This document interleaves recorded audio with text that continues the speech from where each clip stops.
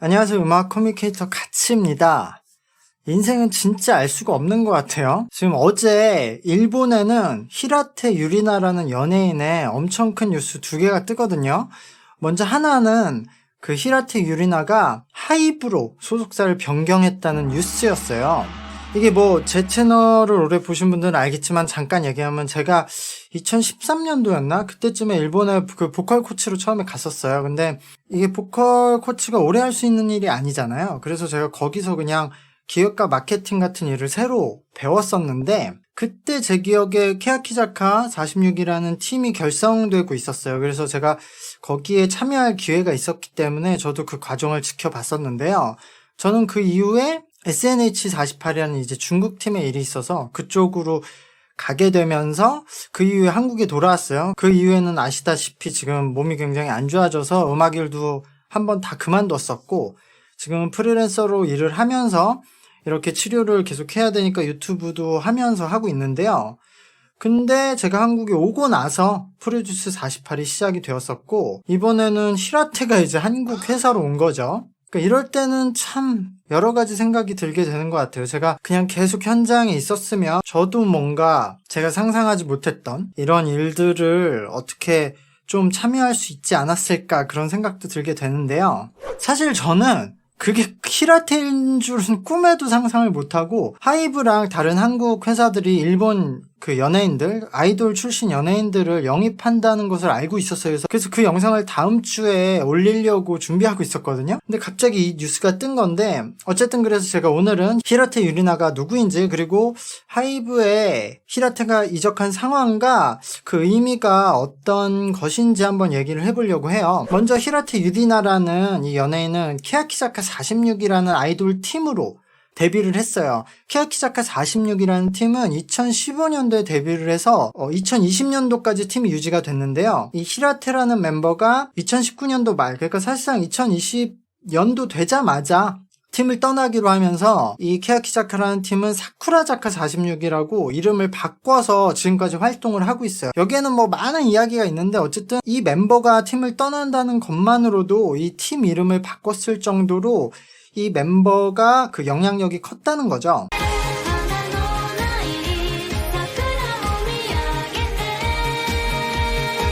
그리고 이 케야키자카 46이라는 팀은 AKB48을 제작한 그 제작자 아키모토 야시시님이 만든 팀인데요. 이 팀은 데뷔하자마자 기존 걸그룹의 기록을 역대 일본 기록을 다 갱신했어요. 이 팀이 15년도 8월에 데뷔를 했던 걸로 기억을 하는데 그해 12월에 홍백에 나갈 정도로 대중적으로도 엄청 시작부터 성공한 팀이었어요. 그 홍백이라는 방송은 일본의 연말 가요제로서 그 방송에 나가려면은 그 해에 엄청 인기를 얻어야만 나갈 수 있는 거거든요. 8월에 데뷔한 팀이 홍백에 그 해에 나간 적이 있나? 어쨌든 그 정도로 굉장히 성공한 팀이에요.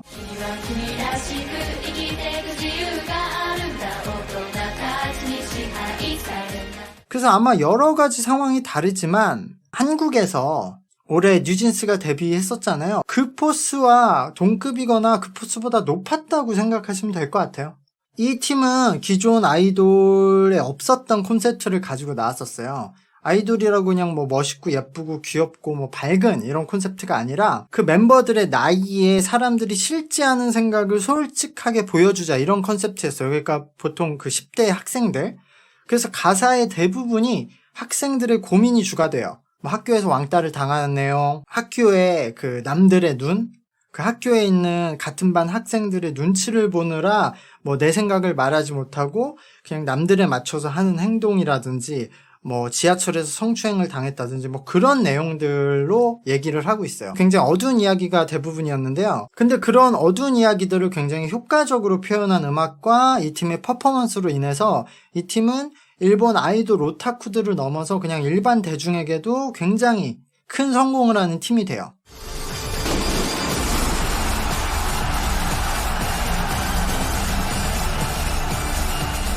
그리고 그 중심에 이 히라테가 있었거든요.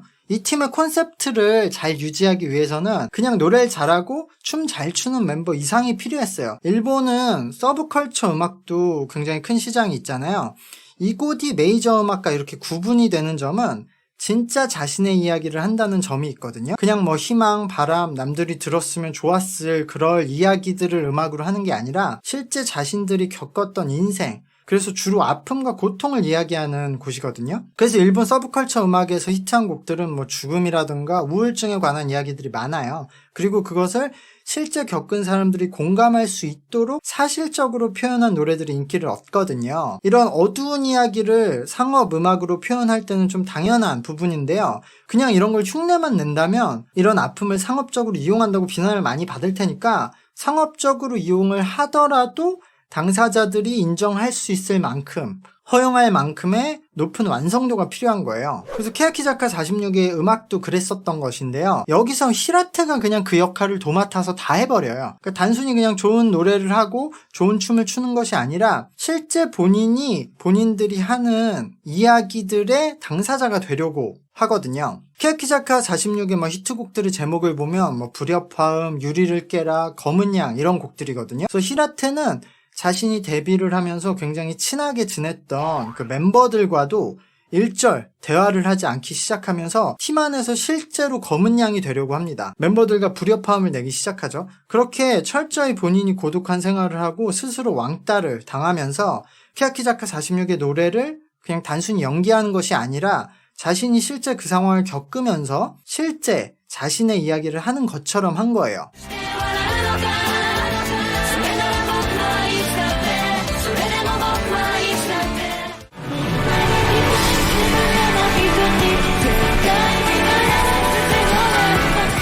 그렇기 때문에 케야키자카 46의 노래가 많은 사람들의 공감을 얻을 수 있었고요. 이 팀에서 그녀가 굉장히 절대적인 존재가 된 거죠. 그 AKB48을 시작으로 아직까지도 일본 여자 아이돌 시장을 석권하고 있는 그 제작자 아키모토님은 AKB48 성공을 시작으로 뭐 노기자카 그리고 케야키자카를 거쳐서 현재 히나타자카까지 굉장히 많은 성공한 팀을 만들어냈는데요. 그 중에서도 가장 중요한 멤버 2명을 뽑으라면 이 AKB48 이 시스템의 성공 시대를 열었던 마에다 아치코상과 이 4648 시스템의 완성형을 보여줬던 히라테 유리나라고 할 수 있을 거예요. 제가 이 히라테 유리나에 관해서는 굉장히 제 채널에서 이미 많은 영상을 올렸었어요. 심지어 저는 이 그녀가 케야키자카 46을 떠나면서 그 케야키자카 46의 다큐멘터리가 나왔었어요. 근데 그 다큐의 리뷰까지 올린 적이 있거든요. 궁금하신 분들은 하단에 링크를 걸어 놓을 테니까 그 링크들로 확인을 해보시면 조금 더 이 팀과 히라테 유리나에 대해서 아실 수 있을 거예요. 어쨌든 히라테가 그 2020년에 팀을 떠나지만 소속사는 그대로 유지하면서 솔로 활동을 계속 하거든요. 이미 케야키자카 시절 때부터 배우 활동으로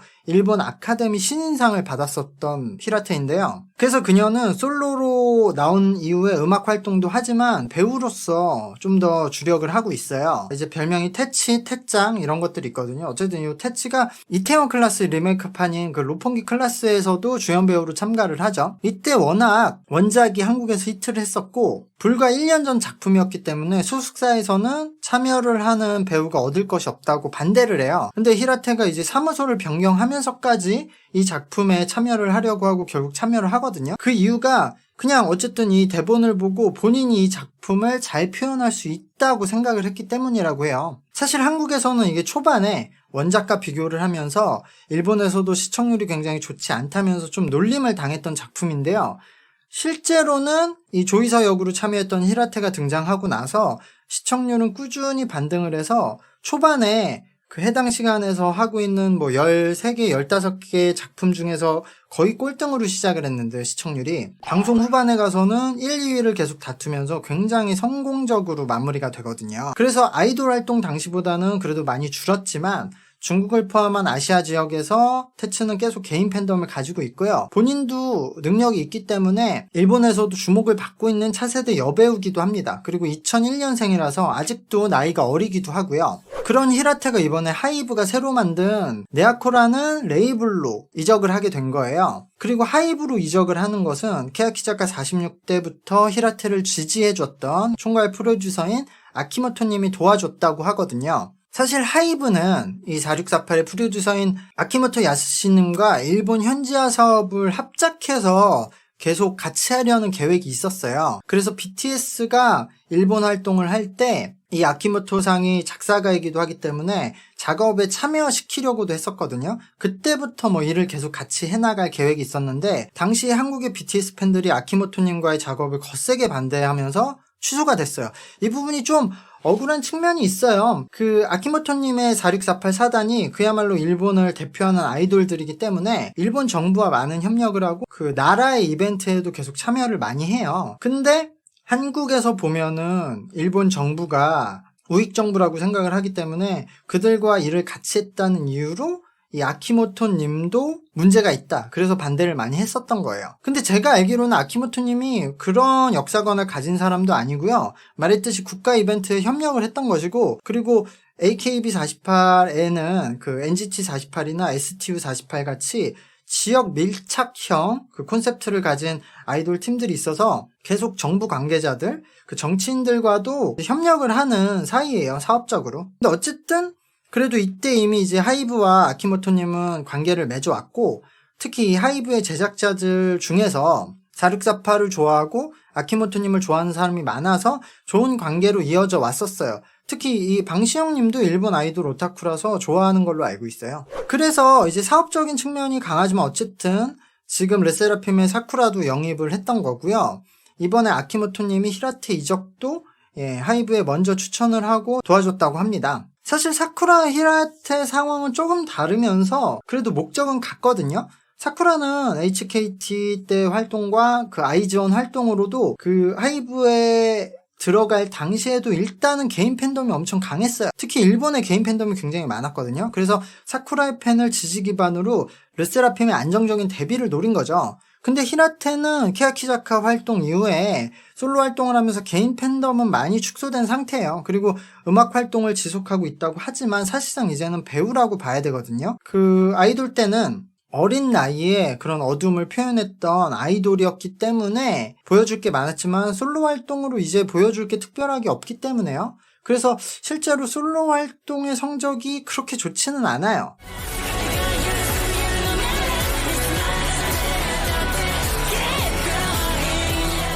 그래서 하이브가 사쿠라를 영입해서 아이돌로 전 세계에서 활동을 시키려는 것과 달리 히라테는 그냥 일본 활동이 주가 될 거예요. 물론 하이브와 함께 이제 춤 퍼포먼스를 중심으로 음악 창작 활동도 히라테가 하게 될 건데요. 그래도 현재처럼 배우에 더 중심을 두는 포지션을 그대로 유지하면서 창작자의 포지션으로 나아갈 것 같아요. 배우를 하면서 음악은 본인 음악도 하면서 작업에 본인이 창작자로 좀 더 참여를 많이 하는 형태예요. 그래서 나중에는 본인이 다른 사람의 음악 제작도 하는 방향으로 갈 것 같은데요. 그래서 특별히 하이브로 왔다고 해서 뭐 한국에 진출하거나 다시 음악 활동이 주가 되거나 그런 건 아닐 거예요. 그냥 하이브 소속이 돼서 위버스에도 등록이 되니까 이전보다는 한국을 포함한 다른 나라에 노출이 많이 되어서 한국에서도 일을 하게 되고 다른 나라에 노출은 더 되겠지만 그래도 기본적으로는 하이브 재팬 레이블로 들어간 사람들은 일본 활동이 주가 돼요. 이게 하이브의 전략 중에 하나인데 이거는 사쿠라도 장기적으로 보면은 같은 목적이 있어요. 사쿠라도 르세라핌으로서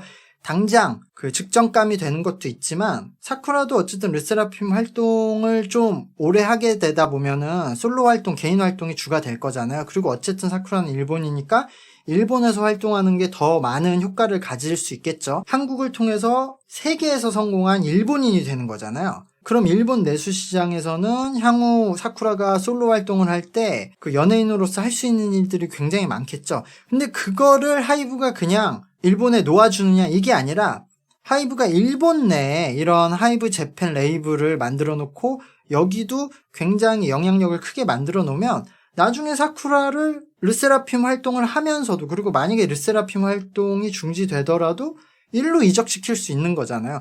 근데 이런 하이브 재팬의 존재가 없으면 사쿠라 같은 굉장히 좋은 캐릭터를 하이브가 만들어 놓고도 본인 일본이니까 일본에서 활동하겠다고 일본 소속사로 이적하겠다고 하면 막을 길이 없는 거예요. 근데 지금은 르세라핌을 통해서 사쿠라를 굉장히 좋은 캐릭터로 만들어 놓고 일본에도 하이브 재팬이라는 레이블을 만들어 놓고 여기도 일본 내 영향력을 키워 놓으면은 사쿠라도 당연히 본인이 계속 활동하고 같이 합을 맞춰왔던 하이브 레이블의 재팬 소속사로 가는 게 나중에서도 더 유리하죠. 그거는 다른 멤버들의 일본 활동 때도 마찬가지고 앞으로 계속 생길 일본인들로 일본 활동을 시킬 때도 일본 내 하이브 재팬의 영향력을 키우는 게 굉장히 중요한 거예요. 그러려고 엔드팀을 론칭시켰고 지금 히라테 유리나 같은 멤버를 영입한 거죠. 개인적으로는 그러니까 매우 좋은 일이라고 생각을 해요. 히라테 개인도 그렇고 하이브 입장에서도. 히라테가 일본의 큰 소속사에 들어가는 것이 활동에 더 좋겠지만 하이브도 일본에서 점점 영향력이 커지고 있으니까요.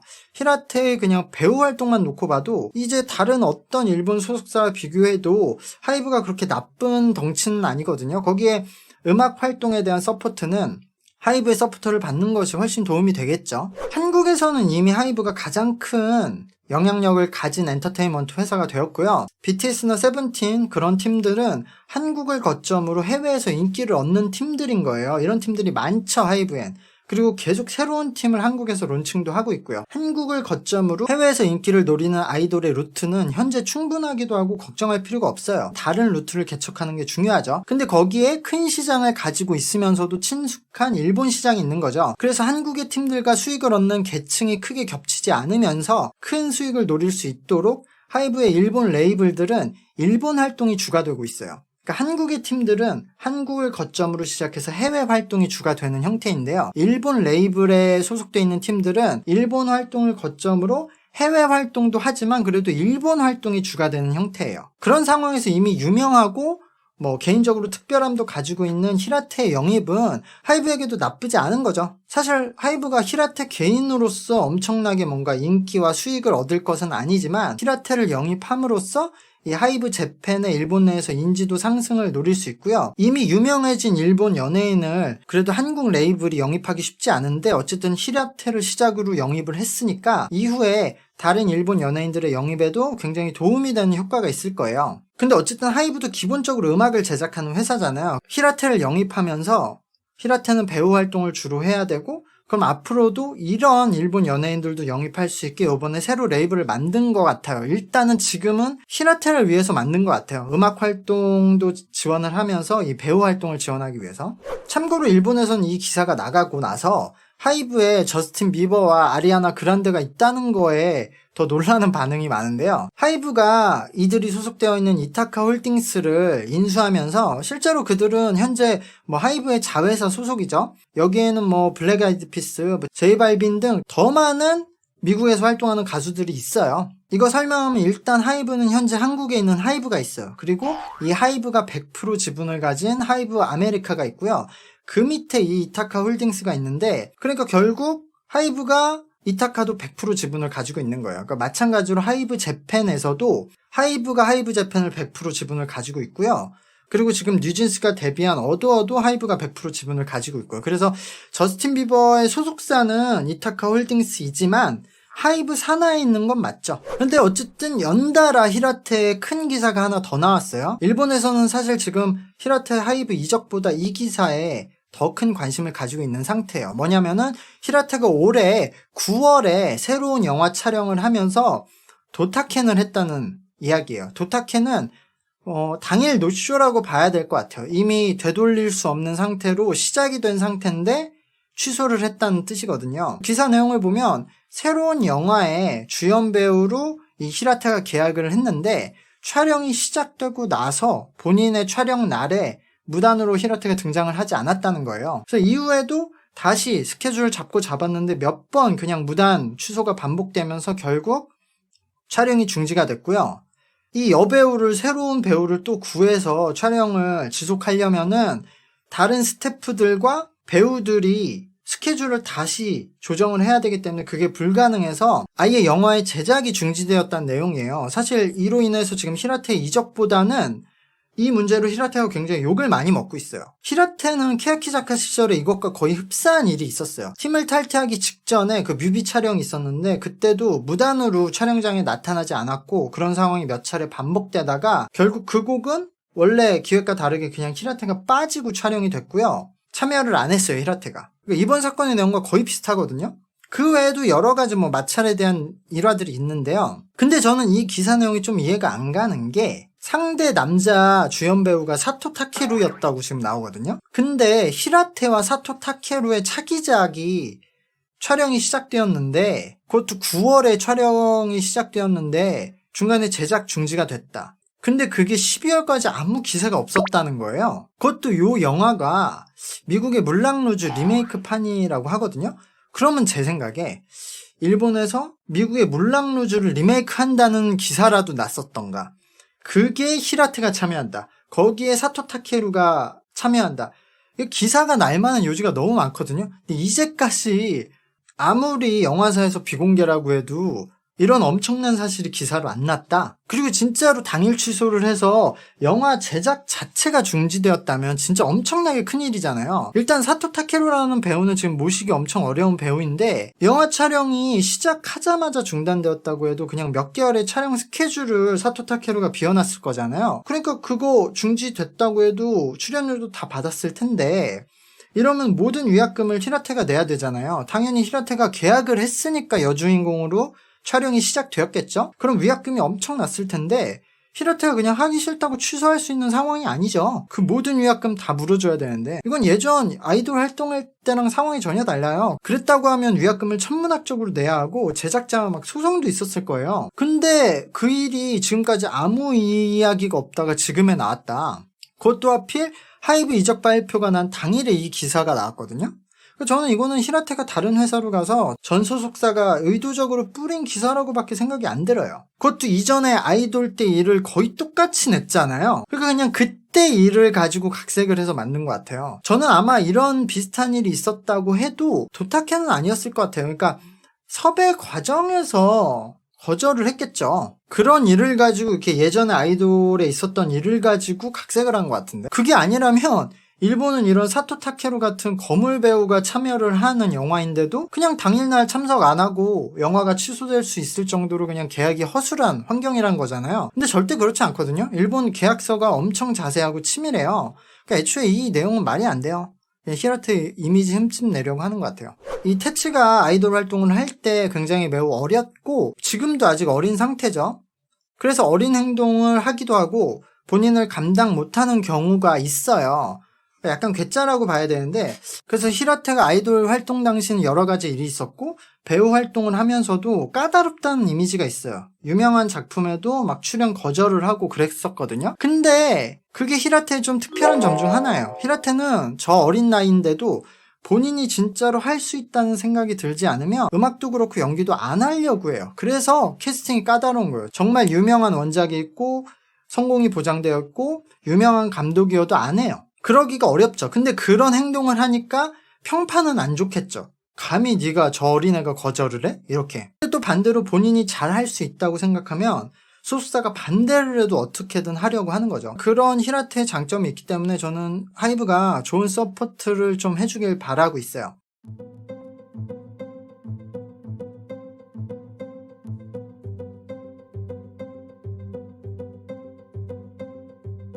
사실 저는 아직도 어안이 벙벙하거든요.